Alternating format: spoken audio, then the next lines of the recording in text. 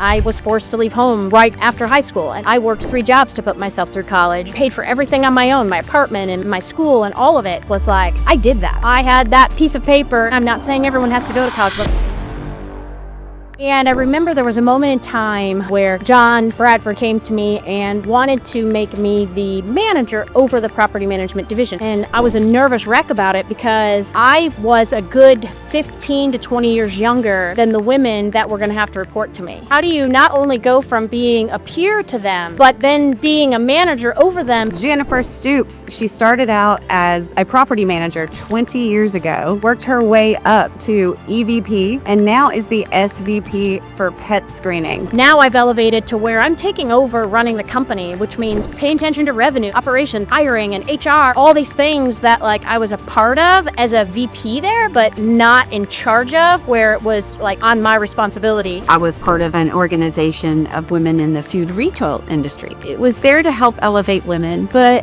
the research showed that what do we think is holding women back to move up? And surprisingly, it wasn't men. Yes, if I'm being honest, I think women oftentimes get very jealous of other women or intimidated by other women, and that either causes us to shrink down. I think that the hard things that we go through, if you look at it the right way, shape us the most.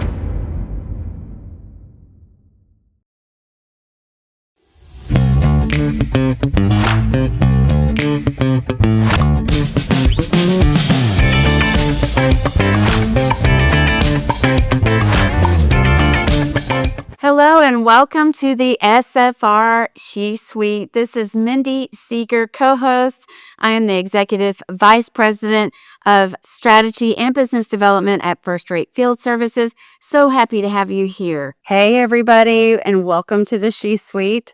I'm Tanya Odell, co-host here with Mindy Seeger, as well as the RVP of ePremium Renters Insurance. And we are so excited for this episode. I'm about to introduce you to one of my favorite people within this industry, not only as a professional, as a mentor, and as a friend. She's one of the first people I ever met when I set foot at a conference.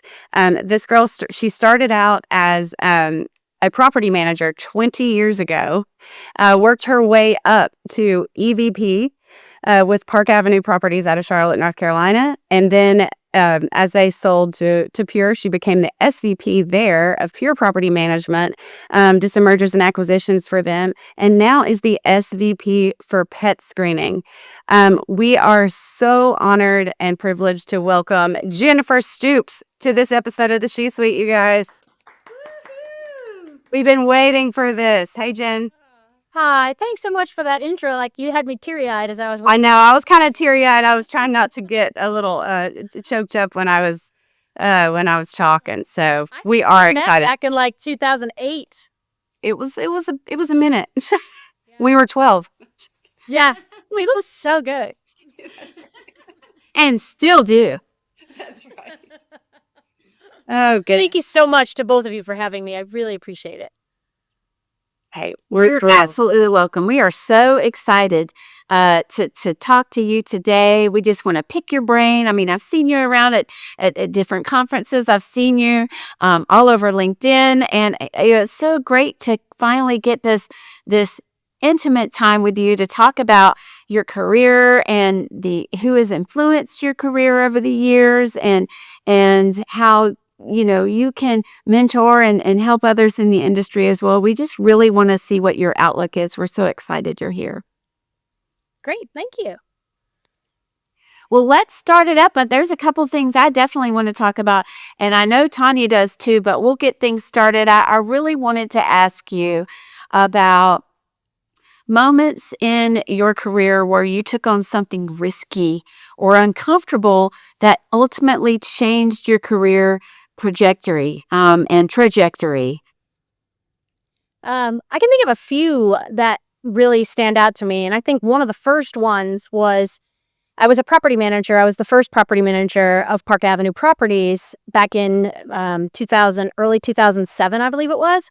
And so I, did that for a couple of years, and other property managers came on board. And I remember there was a moment in time, I think it was 2008, late 2008, early 2009, where John Bradford, who was my boss at the time and owner of Park Avenue Properties, came to me and wanted to make me the manager over the property management division. At that time, we had a small real estate arm as well. And I think we had 2 or 3 property managers at the time, and I was a nervous wreck about it because I was a good 15 to 20 years younger than the women that were going to have to report to me. And so that was a pivotal moment. Yeah. And how do you not only go from being a peer to them, but then being a manager over them? But these are women that have probably been in the industry longer, but certainly been around in life longer. And so that was a very big undertaking. And I remember like reading books about it and just trying to figure out how, because you don't want to create this negative vibe or and so that was my first challenge, I remember, and it went very well. I mean, the women were very encouraging to me, and there's one that I still talk to today. She still calls me for guidance, and she's almost semi-retired, but I just spoke to her. Her name was Ellen, and she was amazing. And she called me maybe a month or 2 ago for some guidance on, hey, this is what's going on with my nephew in a rental property and blah, blah, blah. And I know you always know all the answers. And I'm like, well, if I don't, I'll go find it for you. So that was my first, kind of really. And then the second one came maybe around 2013 when, again, John, still at Park Avenue, decided he wanted to run for state office, House of Representatives, which would take him out of the office and out of the day-to-day, and me running the day-to-day operations. So now I've elevated to where I'm taking over running the company, which means paying attention to revenue and paying attention to operations and paying attention to hiring and HR and like all these things that like I was a part of as a VP there, but not in charge of, where it was like on my responsibility. That was a huge learning experience. And man, I was so excited about it though, because what I learned about business and managing and NOI, like I didn't know what NOI was before that. I had no idea. Like it was amazing to me. And to understand, like all of a sudden I got like super involved with what we were spending our money on. And well, wait, let's check, we're buying copy paper at Staples for this. Let's look on Amazon and see if it can be this over here. And if you can unsubscribe and save. So like little things meant so much because that affected bonuses and it affected payroll and it affected raises. And like that was a huge responsibility. And during that time, probably somewhere in between being a manager over the property management division and then sort of taking over running the day-to-day company, the third one that I remember, which I still do today, was presenting at conferences. And that one scared the ever-living heck out of me. It like really did. And by the way, still does to some extent. Like I still get yes, but that was, I'm super friendly and outgoing and I love talking to people, but I'm better in like, small group one-on-one settings, not on the stage. You're in language. Yeah. So those were kind of my, like in my career, my 3 big kind of aha moments where it really pivoted me in directions I did not ever expect to see myself go. I can definitely relate to that for sure. All I kept thinking on one of my very first panels, and Jackie Lee was wonderful support, was, okay, this could be, if I say something stupid, this could be a career-ending injury. And I could not get that traumatic statement out of my brain, and it's terrifying, and it still kind of stays with me. So I can understand it's very intimidating environment for sure. It really is. I feel like I still get nervous today, like even coming on here with you guys, and Mindy, I've heard so much about you. We've sort of met each other in passing. Tanya, I've known you forever, so I'm very comfortable, but like you're saying, you just don't want to say the wrong thing or come across the wrong way. But I feel like when you're still nervous, there's always room for improvement. And then when you see it's good enough, I feel like then there's no room to grow. So it doesn't bother me that I still get nervous about it, because I feel like that means I'm still conscientious of what I come across like. And I think that's important. Well, one of our favorite words at the She Suite is authenticity, right? And if you're not a little bit nervous and you're not humble enough to be nervous, you're not going to be authentic. You're not going to be like we all need to be in a place every now and then where we stumble over our words or you're a little nervous about, presenting to your peers or something like that. I just feel like it keeps you in check and keeps you in that, within your authentic self. And Yeah. you do have, being able to improve or having the willingness to improve in those moments for the next time. If you're not in that space, you don't feel that, you know. Right. I want to ask real quick. Those are three amazing points. My mind's like, oh, I want to ask so many things. I know we don't have 3 hours, but that first moment that you spoke about when you're at Park Avenue and you're a property manager, and God bless John for having the trust and the confidence in you, because I know you earned it and he saw it. But what were a couple of things that you felt like that you did in that moment, like actions? Or you said you read a lot of books and stuff, but for other people that might be in that position or other women, to create an environment to where it wasn't like, okay, I'm Jen and this is what we're going to do and this is what you're going to do and this is what you're going to do. Like, what were some of the actions? You know what I mean? Like when you went in there, like, what did you say, or how did you like really approach that situation?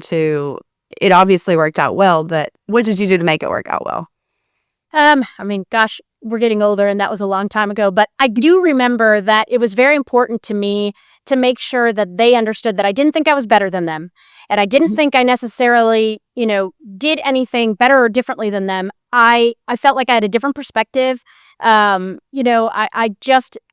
went into it going, okay, let's start a cadence on going through your portfolios. Where can I be helpful? My biggest thing was, how can I help you?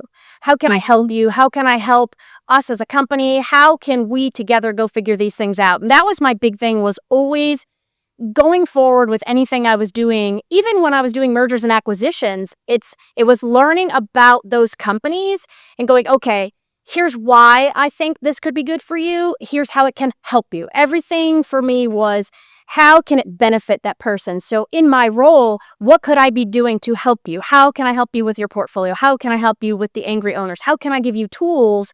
And I think them knowing that I didn't sit behind a desk and think I was better or that I knew it all, or I didn't want to jump in and help still. I wanted to figure out what I could continue to do to help them within their portfolios. What could I do to free things up? Did we need to go get more team members so that some admin things that were in the background could be taken off of their plate so they could be more in tune and attentive to landlords and residents living in the properties?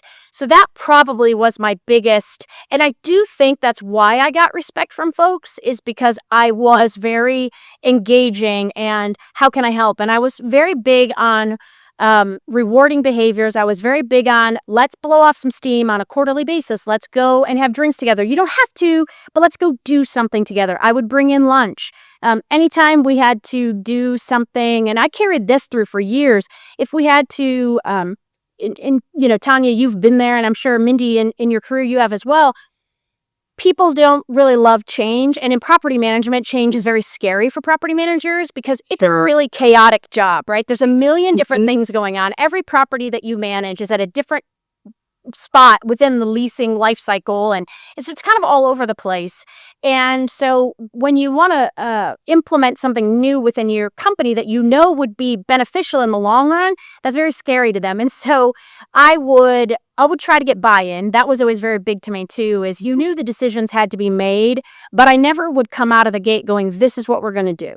It was, here's something that was brought to my attention. I think it would be great for the company. Here's why I think it would be great, but I've set up some time for such and such company to be on a Zoom with all of us so you can ask your questions. And then I would share Rolos or Tootsie Rolls, because I would say, okay, we're going to roll it out now that I had buy-in. And so I would share, anytime they saw Rolos and Tootsie Rolls, they're like, okay, something's getting rolled out. It's time. But it was just a great icebreaker. Oh, that's fantastic. Yeah, that's really cool. It's like you put yourself in a position to be part of that team with them, which alleviates that tension of, okay, there's 4 of us here that are 40 or 50 years old, and who does she think she is? It really alleviates that when you can truly feel that you've got their back, you're part of the team, and you really want them to be better. They make more money at their job, be able to do the parts of their job that they enjoy the most and that are the best at. I love that. Kudos. Thanks. That's a great mindset to have because you're coming in to support. You're not just a leader selecting and directing. You're actually there to help them be successful, help them do their job, give them the tools and resources. And you're personally engaging and personally taking ownership of that. And that is just beautiful. And that's why you were so successful is because you were able to do that. Well, I can remember even at Park Avenue, before, as we grew and John was now out of the picture. He had run for office. He had started PetScreening. He had all these other things going on. So we never even saw him in the office anymore. In fact, truth be told, I ended up taking over his office, and then we brought in a right-hand person to me that took over my old office. And my goal was always, and I've learned this from others, and I will give some of that credit, of course, to John as well, training your replacement. Yeah, so even today, the gentleman that came in, his name was Terrence, and Terrence still runs the Pure Charlotte branch today that was Park Avenue at the time, because I was either out presenting and then of course, once we became a part of Pure, I wasn't running that anymore at all. Terrence was, because I had a totally different role to go take on.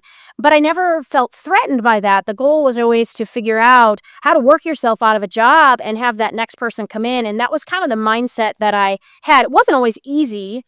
Because it can be scary to think, well, if I work myself out of a job, where do I go then, But at business, you do kind of realize, well, I'm not probably going to stay in this spot forever. So it is important, that because if you don't show people they have the chance to advance in their careers, they leave and go somewhere else. And when you have really good people, you want to see and you root for them. And so that's always been very important to me, because I've had people do it for me, so I wanted to do it in return. As a leader, I think that's exactly the mindset that I felt like I needed to have, for sure.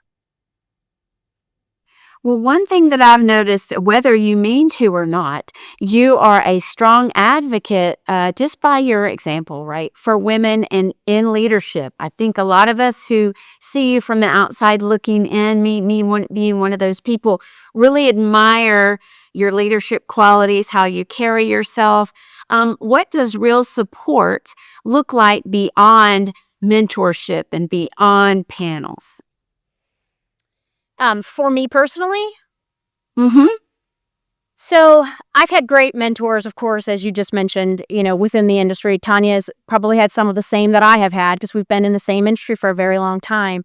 I've had a great support of friends, and that's really important, because the interesting thing is, getting a little personal, but growing up, I don't have a really strong relationship with my mom. We're very, very different. And so truth be told, I remember I won an award some years ago for 50 top executive women in Charlotte, or something along those lines. And I was really proud of it. But I remember they asked me at the time I felt it was a little bit of a difficult question to answer, and I pondered on it. And the question that I had to answer in receiving my award was, who has been most influential in your life and in your, in who you've become today? And that's not the same thing as role model. They're very different, right? Yeah. And so I sat on that for a minute before I kind of wrote my answer out to submit, which then I had to be on video to answer that question and on a stage. And it was my mom.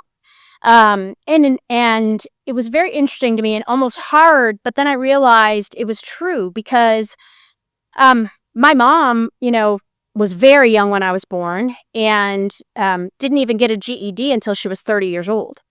And I remember when my parents divorced, thinking to myself, I don't ever want to be in a position where, of course, I wanted to get married and things, but I didn't want to be in a position where I was so dependent on somebody else to take care of me financially. So I knew I wanted to go to college, and I knew that I wanted to have a career before I had a family. And I also knew that I wanted to maintain having a positive outlook on life. And as I got older, she resonated more and more with me, and I learned how to forgive because of that, because um, she was tough. And you know, as I look at her now, I feel sad because I feel like she's robbed herself of so much joy in life. But I'm also very glad because it taught me what not to do. And that was hugely influential and I stumble every single day, and make mistakes and try to do better the next time around. But that was critical in who I became. It really, truly was. Well, wait, are you sharing just a little bit? What was a great recipe? It sounds like there was tough times, but who you are today and who it shaped you in today, I mean, I see that as such a beautiful person. And unfortunately, our hardships and the tough times, a lot of times have a much better chance of shaping us than when everything's easy.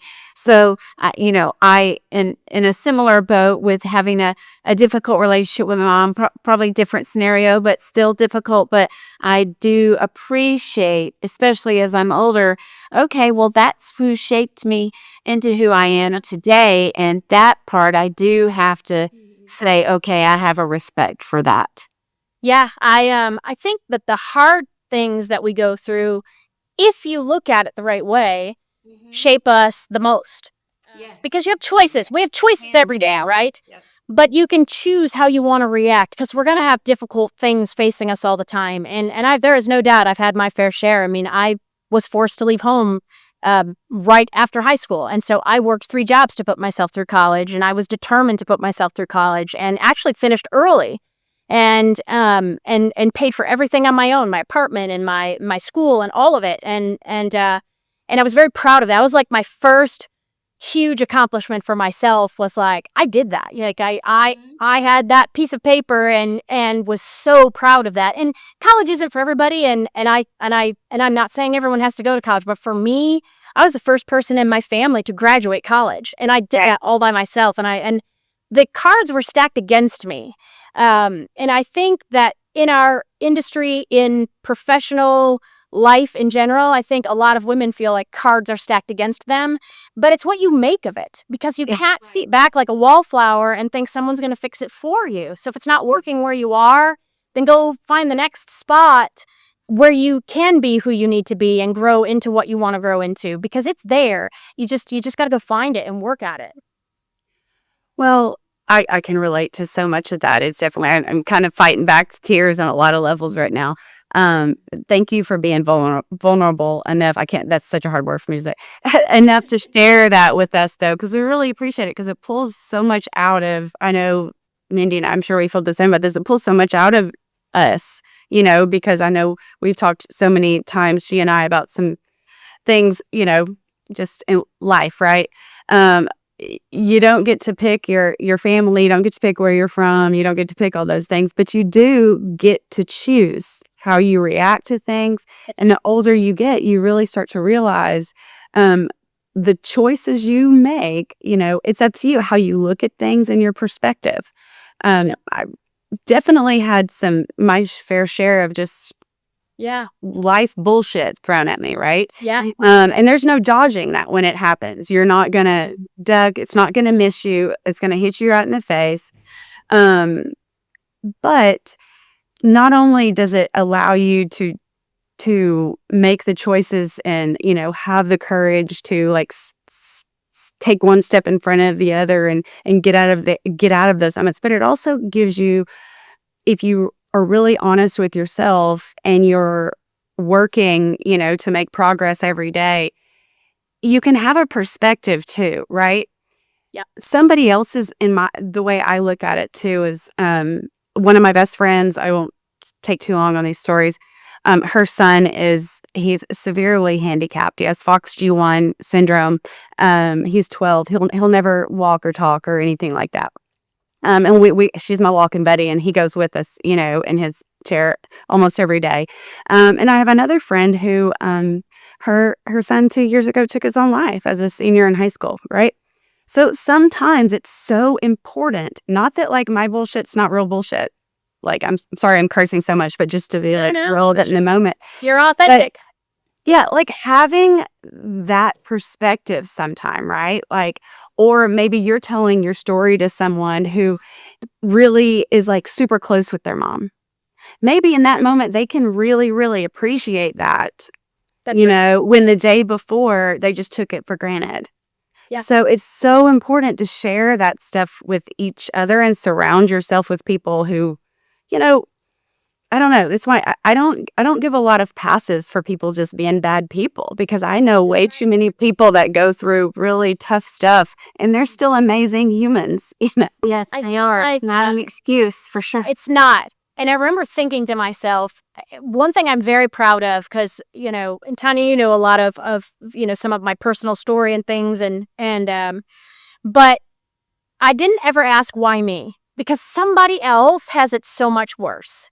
And so while I joke with my grandmother, she and I talk, almost every day. She'll be 90 this year. She's just like my heart. I adore that woman. She's my last living grandparent.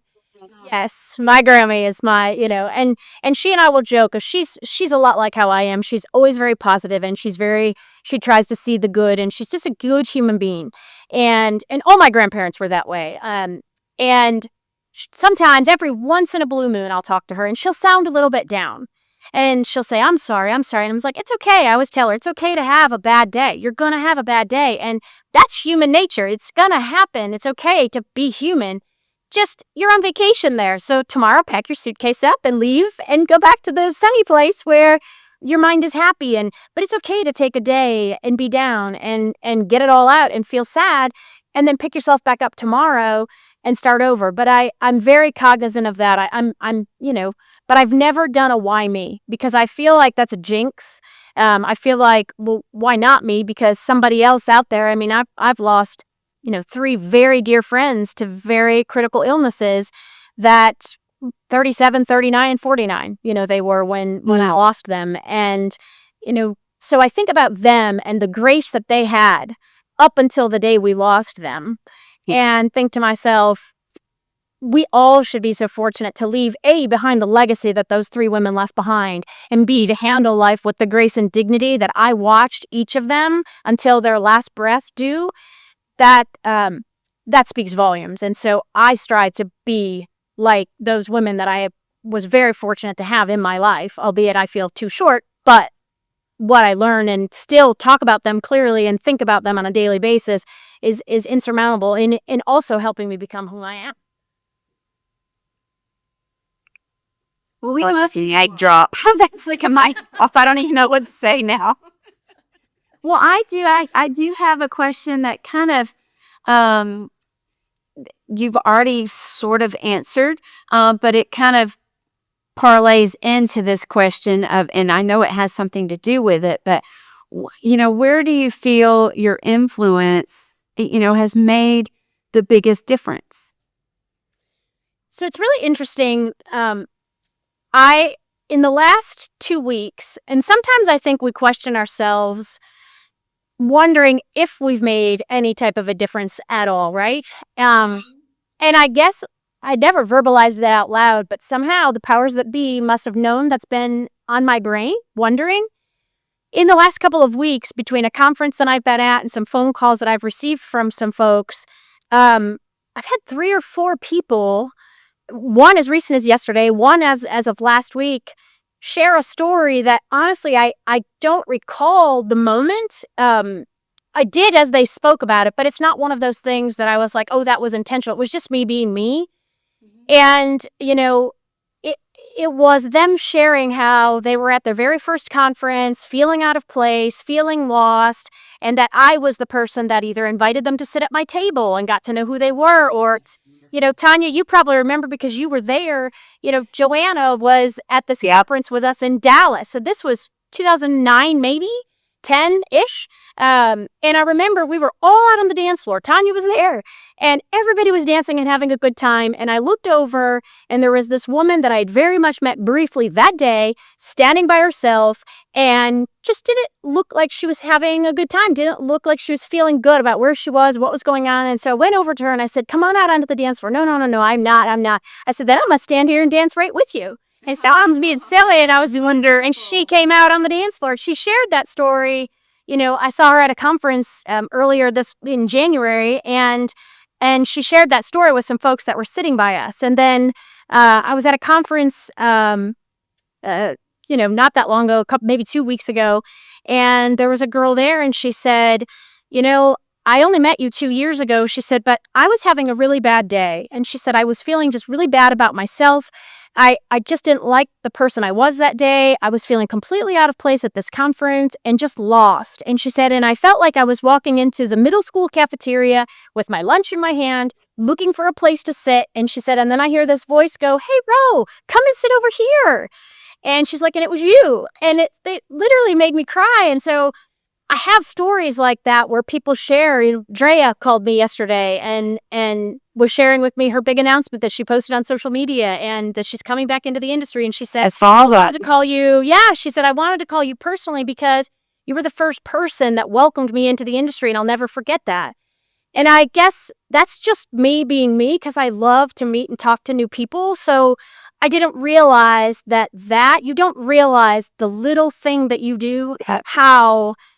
We see commercials and things about it all the time, that you don't realize who you're touching just by saying hi to somebody or giving them a smile. And so that meant the world to me, to know just the littlest thing made such a big deal. Yeah, those moments are invaluable, and although they're natural to you and they may just be a few minutes, they're life-changing, altering, so impactful to other people. I can remember even last year, as long as we've known each other, at the NRHC Industry Leaders, when they did you were there, the women in SFR, that Yep. brunch, Oh, yeah. I remember. So my flight was late, and I had to come to that luncheon directly from the airport. I just had to throw my bag. I walked in there with my suitcase, so I was sweaty. I didn't like the way I looked that day. See, I'm going to cry. Sorry, think about it.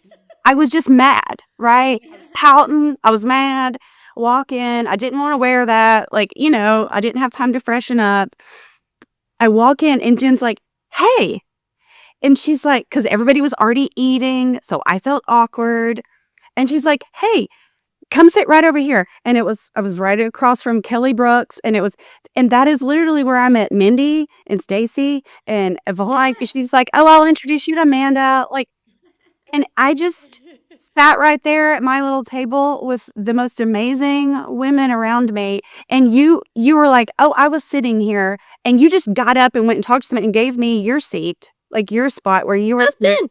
And it was just it was so natural, but it meant so much to me at that time, because I don't, I'm not one that gets in bad headspaces that often, but I was kind of in one that day.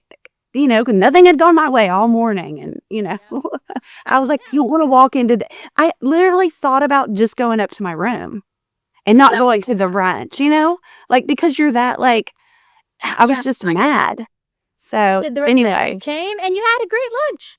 absolutely. And look, I met my co-host and Stacey Lusader. I didn't realize that's where you all met. I can't. It is amazing if you do those things, that you creating that environment for me. Just after a minute or two, I let my guard down, and then I was able to just sit there and be me and take in all the wonderful people that were around me. So those moments are big, Jen. Well, thanks. I didn't know that. I think that's one thing that we can all do, because I've during that same luncheon, your Jennifer, I had Jackie Lee doing the same for me, because I was pretty nervous, kind of an introvert. People were like, "No, you're not." Yes, I am. I'm good if I have kind of a wingman or a buddy to buzz around with. But if it's just me walking in the door, I feel like I'm in my underwear. It's so nerve-wracking. So those are some things that we can continue to do and learn from you, Jennifer, about pulling people in, letting them sit at our table, kind of looking for those people that have the deer in the headlights, so we can pull them in to what we're doing, because it helps them feel included and helps them engage, and we meet so many more people that way. Yes. Jennifer, you're in some high stakes rooms. You're in some powerful rooms. You're on some powerful panels. How do you learn, or how did you learn to own your own voice and authority in this industry? It's interesting because I would watch panels a lot and stuff and see how people would talk. And, I could tell when people were really stiff. I could tell if people were very nervous. And I just remember thinking to myself, and honestly, I remember John actually even telling me the very first time I was like sweating, my stomach hurt. I was like nervous wreck. And the funny thing is, when I was in high school, I was in our high school musicals all the time. I performed in front of people all the time, and I had a scholarship for college. It wasn't a full scholarship, but it was for music. And You sang? I did. Oh my God, I had a music scholarship. It was a very small, athletic scholarships are huge, but it helped pay for my books. When you're paying for yourself to go to school, any little bit helps. But even those things, I still got nervous, but I just enjoyed it. I just always have loved music. But and so really what it was just I had to be myself. I knew the stuff. I knew there were always going to be people smarter than me. And it wasn't, for me, it's never been about teaching somebody anything, because I learn as much as I give out. It was me sharing how I do things, or how I do this, or how I do that, or my perspective on it. And if that helps somebody do it better or differently, or add something to what they're already doing, that's great. But I learned that the lecture style, sort of kind of rigid, that's not me. I had to just be me. And that, like Tanya, you said earlier, sorry if I'm cursing. I'm like, if the word bullshit comes out every once in a while, because we're like, listen, a lot of times when tenants give you their stories, they're full of bullshit. It is what it is, Yeah. And I'm not picking on people, but I had to, and it was tough because I never wanted to come across as though I was not intelligent, but I learned that my intelligence, or what I knew about the industry or the topic at hand, came across in me just being who I am and sharing. And that it took some getting used to that, because I felt like even with this, now I'm starting to be a little bit more comfortable. But it's very hard to talk about yourself. You don't want to come across as though you're bragging. You don't want to come across. And I just thought, you know what, the heck with it. I'm just going to answer whatever's asked of me honestly. And the way that I would normally talk to you, the way we're talking right now, if Tanya and I and Mindy, if the three of us are sitting at a table or sitting here like this and we're just having a conversation, how would I talk to you? And that's what I do, because that's how you're going to be the most authentic. And I don't forget things then, because it just pops in my brain and I just say it. I think that's the hardest part for us, is you got where you are by being who you are and knowing the things that you know and treating people the way that you do. And so we all get there because of those things. So why would I change that just because I'm sitting on a stage? Right. You mean permission. Yeah. That by saying what you just said, you're giving the rest of us permission to do the same. And you're absolutely right. We all got to where we're at today because of who we are. Why start trying to be different just because you're sitting on a chair in a stage in front of people? Yeah. Chances are somebody asked you to be on something because they didn't see you on stage. They talked to you at a conference, or they were in a networking group with you, or, I've met so many wonderful women through NRHC. I'm on the board for the women in SFR. And my gosh, those women are brilliant. And I love surrounding myself by people like that. But, you realize, Reshma, she was a CTO. That's so smart to me. And it's so refreshing to me to see a female as a CTO. But then you talk to her and I'm like, holy cow, she's just like us. I almost said, yeah, but I just did. But she's just like us. She talks the way we do. She's She doesn't feel like a college professor or anything when you're she's speaking to her, but she knows her stuff. But her stuff different than our stuff, right? But she's just who she is, and that was what I really learned from that. So then I started to realize maybe they saw me on a panel or speaking at a conference, leading a session, but chances are they probably just talked to me somewhere else at a conference or at a networking event, and that was why I was invited. So why change who you are?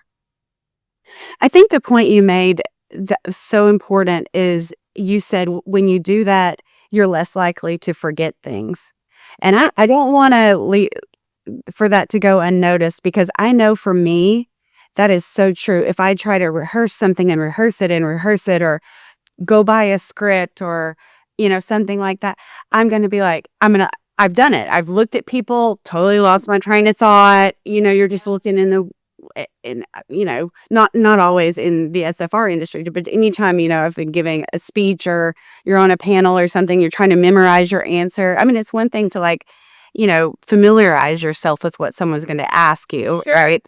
And there's another, when you try to memorize things or go by a script and kind of pretend it, to get the right answer, so you think, you do lose that authenticity, and it allows your brain, it's like it can't focus on what you really want to say. And if you just let it roll, even if you do fumble over your words, or you're like, wait a minute, what was I saying? Like, people just relate and you just roll right on with it. I know for me, anytime I've presented, and this started a long time ago, because I think I did have one of those moments where I was like, oh shoot, I totally lost my train of thought, and everybody laughed about it. I do that. In order to get into my comfort zone, I have to do something that makes myself giggle, which 9 times out of 10 will make everybody else in the room giggle too, because who better than if you're laughing at yourself, people are then laughing with you, right? They're not laughing at you if you're laughing at yourself too. I will say or do something that puts me in a place of comfort where it's just me, and then I can kind of settle in and know what I've got to do. Because I can remember doing PowerPoints, and I would try to this was very early on, and I learned very quickly not to do it that way, where I was almost like, I would put these bullet points, but it was, to your point, it was literally like a script. And I couldn't follow it anyway because I tend to go off script. And so I realized that I just need a word or two and some pictures up there so people can follow, but I would just talk. And I'd like it to be more of an engaging thing anyway, because they may ask a question based on something I said 5 minutes ago. I like it to go where they want it to go, because if I'm going to be sitting on a stage, it is not for me. I'm not doing it to build a resume. I do it because if I can give somebody one nugget, I always say, if you can go to a conference, a networking group, a meeting, a lecture, anything, have at least one takeaway. I don't care if it's, I met Tanya, and Tanya and I have exchanged numbers, and now we're going to talk once a month because we're in the same industry and we can learn from each other. But have a takeaway. And so to me, as I'm sitting up there, I encourage and want people to ask stuff of me, because if I can give you one nugget that is beneficial to you in some way, that's awesome. I don't care if it's drink a bottle of water in the morning when you wake up, which is really good to you, by the way. Yeah. I have my water right here. I need to be better about that. I know everybody says that's so good for you, and it's so good for you. I know that's what everybody says, to do it first thing in the morning. Yeah. They say it needs to be room temperature water, not cold water. So yep, mine's room temperature. Well, you obviously have made a huge impact in this industry over the last 20 years in so many different ways, right? I want to hear a little bit more about where you are now. Talk a little bit about, Mindy and I are here, and Gregory gave us with Ever-Resi this platform, right, to really elevate women in this space. But we always say we don't want to forget our men. And you have a special one, our JRB. He's pretty special to me too. He's a friend and a mentor as well. And obviously he's somebody who has just really supported and elevated you throughout your career. But I'd like to hear a little bit about that. And I want to know what you're doing now. Tell us about that and how that, came about, and the whole kit and caboodle. When I moved to North Carolina, I'd always wanted to be in real estate. And it was interesting because, it's always that if I had known then what I know now kind of thing. So even when I was in college, I knew I wanted to get into real estate, but I grew up in Buffalo, New York. I knew I probably wasn't going to stay in Buffalo, New York. And I also knew that real estate in upstate New York is not the best field to get into. Even today, it's not. It's very expensive.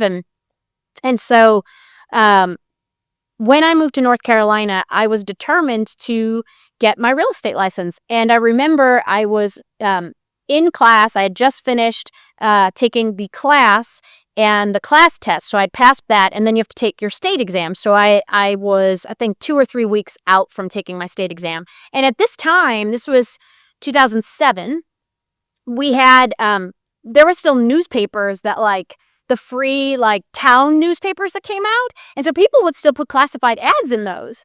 And I remember looking at it all the time to see what real estate firms might be hiring because I had zero experience, none. I'd never done this before.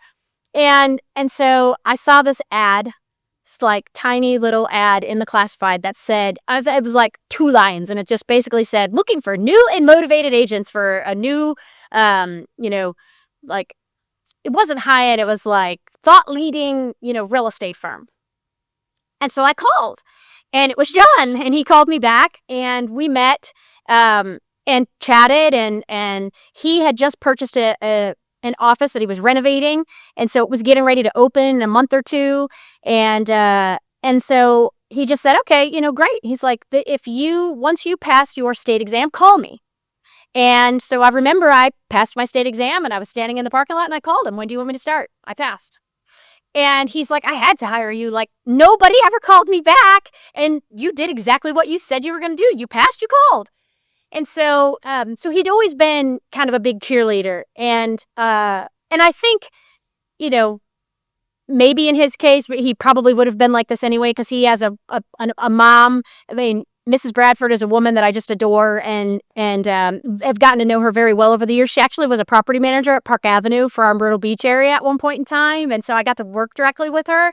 And that was weird because everybody else called her Anne, because, she was to them a coworker, but I had already known her for probably 10 years. So she was still Mrs. Bradford to me. So even though I was running the office at the time, but I still called her Mrs. Bradford. And so, but I think that John was very supportive and saw, some talent and opportunity within me. And he's a girl dad too, right? He's got 3 beautiful daughters. He's got a beautiful wife who actually is HR here at the company that I'm at now. And so I think that was a lot, in his mind. But even when I was down at Park Avenue and went to Pure, my coworker, as another VP there, I don't know if either of you ever met, but his name was Jock McNeil, and Jock was awesome. And he also was a girl dad. I think somewhat it speaks volumes when men have daughters of their own or really great moms that they have a great relationship with. I do truly believe it impacts how they are and how they support women in general. And I remember being in a session, and it was a packed session, and it was doing exactly what we're doing right now. It was talking about women in leadership and what guidance do you have for other women? And I remember vividly, and it was so touching to me that because men are always welcome to that stuff. And Jock showed up, and he was sitting there. There were probably 200 women in the room and probably 10 men. But I was so impressed with the men that were there. And Jock was there. And I remember he stood up and he said, as a girl dad, I want to make sure that I continue to do everything I can to support my daughters to turn into women like so many of you in this room. What can I be doing?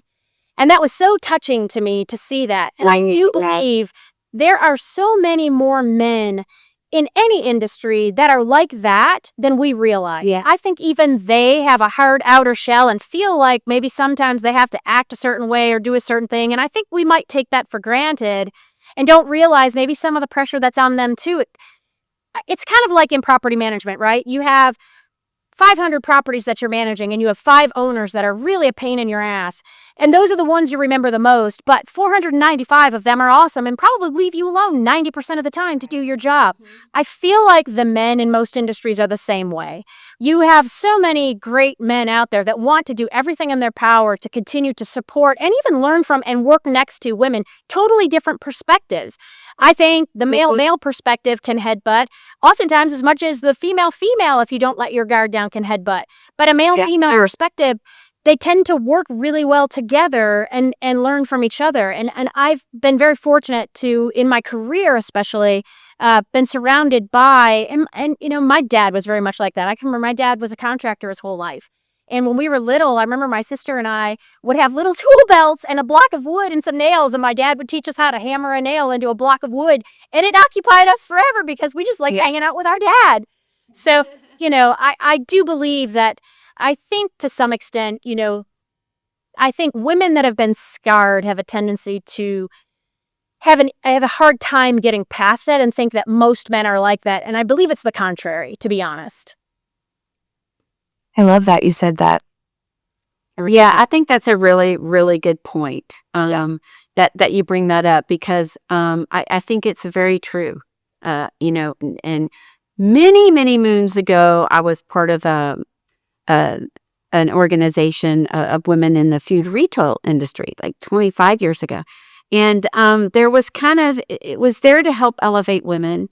But the research showed that, because we were kind of focusing on what do we think is holding women back to move up into the executive ranks. What does that look like? What does the research show? And surprisingly, it wasn't men as the culprit. It's actually us surprising. It is ourselves and each other. It's other women sometimes. And yet that was a really surprising statistic that jumped out. And so I've been aware of that statistic for many years. And it's just really interesting how we can hold ourselves back, or other women can contribute to holding us back, them back, or us as a whole back. Yes. Very interesting. And so I think I'm being honest, I I do do think that that as well. Yeah, I think that women are oftentimes, and I'm sure men go through the same thing with other men, but I think women oftentimes get very jealous of other women or intimidated by other women, and that either causes us to shrink down. It's not generally men. I never really felt that way that I can recall. There's no doubt. I can remember my very first IMN conference years ago, walking into it, and IMN wasn't as business casual as it is today. Right.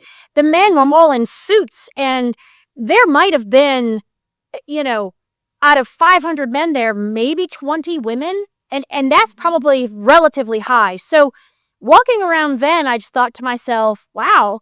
And at first, maybe for about 20 minutes, I felt a little bit intimidated. And then as I sat in a session and kind of looked around the room, I thought to myself, I'm going to go own that, because I'm here. Like, I'm sitting here, which means I'm supposed to be where I am right now. So rather than feeling out of place or odd or awkward, just go do what I do best. Start talking to people and embrace it. That's exactly right. That's a great example for other women too. We all have to, and I want to use this platform to always put that message out there, right? That we can be our own worst critic. We're really hard on ourselves. And when we're in that place to be hard on ourselves, it's often that same mentality that makes us hard on other women, right? Because we're not feeling great that day or during that time. So, you look too cute when you walk in the room, or you sound too smart when you're talking. So it makes me feel less about myself. But that's a me problem. That's not a you problem. I take it out on you like you want it it is. to go, right? You want to know that person. Yeah. Yeah.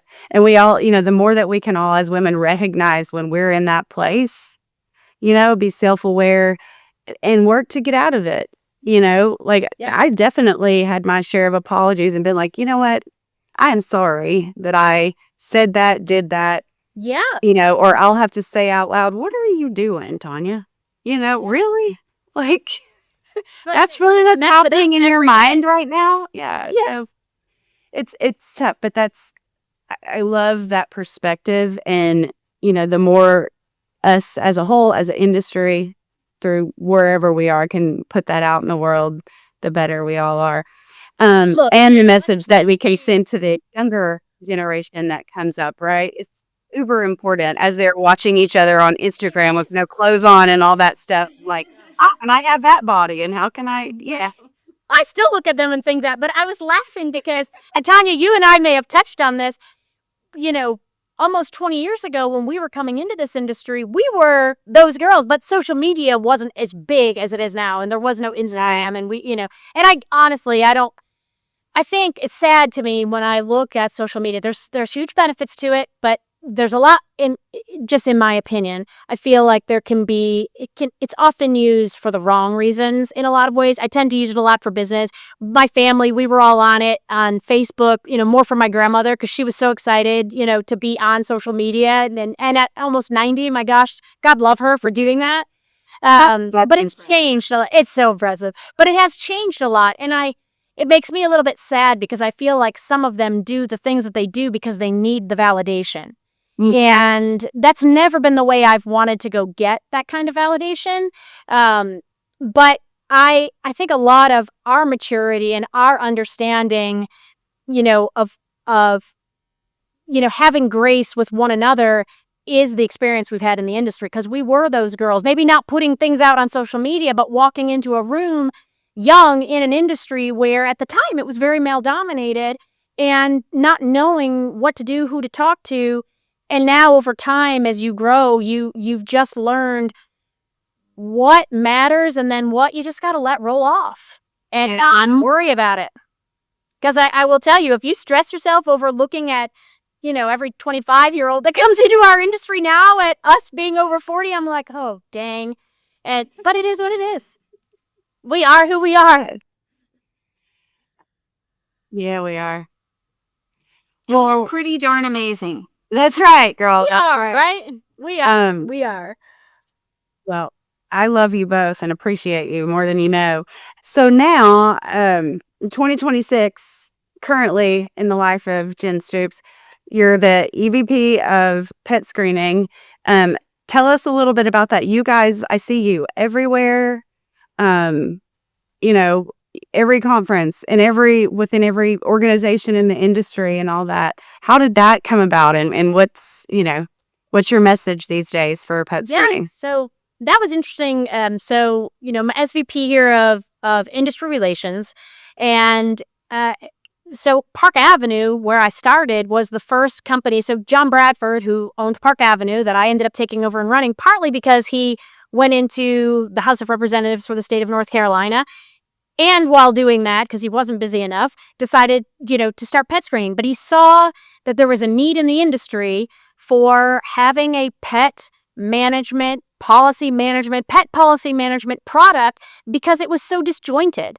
And people didn't know what was fact from fiction when it came to what the laws and the rules are for ESAs, emotional support animals, or service animals, or, how do you have a succinct pet policy, but be open because, Tanya, you could probably remember back in the day, this was not a pet-friendly industry. People were terrified to have pets in rental properties. And so he saw something there that could help fix those types of problems. So while he was, in office and at the House of Representatives, he started PetScreening. And Park Avenue was the first user of PetScreening, obviously making perfect sense since he owned both companies. So we were heavily influential at the time on sort of where things had shifted with that. And so that was really exciting. And he continued to grow and be solely focused on PetScreening while I maintained Park Avenue so that he could do PetScreening. And he had the trust and faith in me to go do that, which was awesome. And then we made the decision, and I will say he had me very engaged in the decision-making process to choose to become a part of Pure. That wasn't him coming to me after the fact and saying, I chose to do this, and here's what's happening. It was this. In fact, I remember we actually had a meeting together with Mike Catalano about it. And then they had a subsequent conversation, and then I was brought back into the fold because, John thought it could be a good opportunity, but I had probably 2 or 3 conversations alone thereafter to determine if I thought it was good for me and for the rest of our team. And that was huge. I mean, that was really huge. And so, we did that, and then doing mergers and acquisitions there, and Tanya, because you'd done some of that in your career as well, you can only do that for so long before you kind of work yourself out of a job. You're not going to continue to acquire at the pace that we were acquiring at when we started.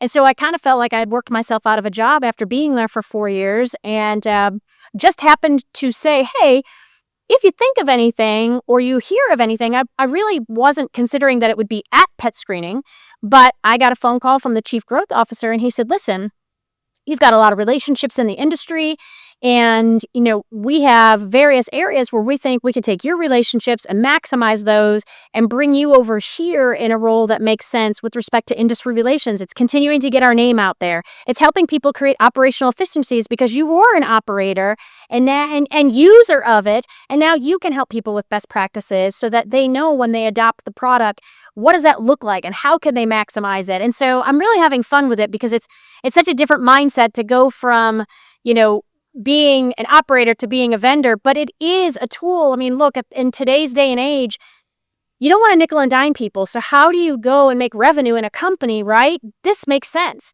Nearly 72% of U.S. households have a pet. Actually, it's like 1.6 pets. And, so more and more people, as a result of utilizing PetScreening, recognize they can be pet friendly. They can even drop breed restrictions because there's a pet policy management tool in place that helps them with revenue, helps them with mitigating risk, and helps them create a streamlined policy where you're treating everybody the same. So it's been a lot of fun to see it from this angle for sure. That's really cool. You guys are definitely, I don't know what your growth, ratio has been, but we are in 1 in almost 6, but I know for sure we're in 1 in 7 rentals, but we're getting really close to being in 1 in 6 rentals. We have 7.6 million units on the platform, and it's an 8-year-old company. That is amazing. It is. Wow. Yep. That is really fantastic. I appreciate you sharing that. And you're absolutely right. I mean, people see pets now kind of as definitely as family. It's an important issue. You can't just decide. And the great thing is this, you've got the owner operator mindset to help you infiltrate or present to owner operators. So that is such an asset to you. But what is interesting is rather than say, okay, we just don't want to have pets at all, because that is a huge lost opportunity given, right, like you say, the statistics you just talked about, embracing it and finding a way to manage it properly is definitely the way to go. I'm glad that John and yourself saw that opportunity and are growing to where you're at today. And I'm so excited to see future growth and what that looks like. It's an amazing team. And it's funny, I recently taught a session called Pets Are the New Kids. And there's a statistic. Yes, there's a statistic that I'm curious to see what 2025 statistic is, but from 2024, there was something like 3.4 million children born in the U.S. and 4.2 million pets adopted. Like, yeah, I know. That's why we're like, oh, yes, tables are turning a little bit. Yes, they are. Unbelievable. Yeah, and from working in growth or as a BDM within the property management, when you talk to your owners, if they tell you, well, I don't want pets in my house or something like that, it's immediately like, well, let me tell you how much you're going to shrink your potential tenant pool. Right. We average 32 days longer on the market, right? I mean, and that's lost revenue. So, I mean, these things matter. There's another stat I just came across because I just wrote an article for REI Inc., and I'm sure you guys are familiar with them. And it was, mitigating risk within, the real estate and property management industry. And so they asked me to write about, pets. And it's not the pets you know about that are your problem. It said that of the pets that you are aware of, that less than 9% cause any damage at all, and the average dollar amount that it costs to repair the damage from the pets you know about was under $200. It was around $191. So, I mean, that's just it's the unauthorized pets, and quite honestly, and we've all seen it, kids cause more damage than a lot of pets. If you know about the pets, those people are taking care of your property. It's your unauthorized pets that are the ones that are causing the problem. And so it's been a lot of fun to take things that I knew as an operator, because like I was I'm close to the team here at PetScreening even before coming to work here. I knew so many of them, But now actually taking that and being able to share that data and that information with operators to help them maximize within their business, that's super exciting to me. I feel like I'm kind of consulting them about something that I'm passionate about, because I would pay anything to bring my dog with me wherever I go. They're part of your family. Pets are the new kids. It's true.